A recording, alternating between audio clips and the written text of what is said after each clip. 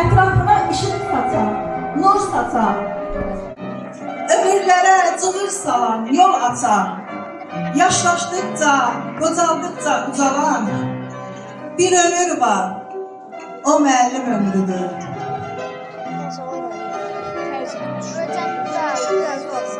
Ömrünü öyrətməklə keçirən, həkimləri, alimləri yetirən, həyatını bir şam kimi bitirən bir ömür var, o müəllim ömrüdür. Müəllimlər doğma qalar hər yadda, bir hikmət var bu kəlmədə, bu adda, şərəfi ilə, qüruru ilə həyatda bir ömür var, o müəllim ömrüdür.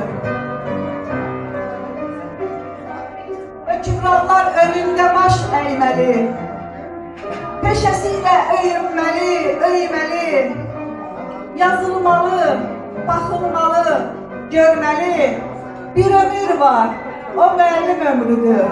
Bir ömür var, o müəllim ömrüdür. Eşq olsun müəllimlərə. Əzizlərimiz, sizi təbrik edirəm. Bayramınız mübarək, neçə bir edirəm. Çıxasınız hər türlü yerdə olar inşallah. Öpürəm hamınızı. Bayramınız mübarək olsun.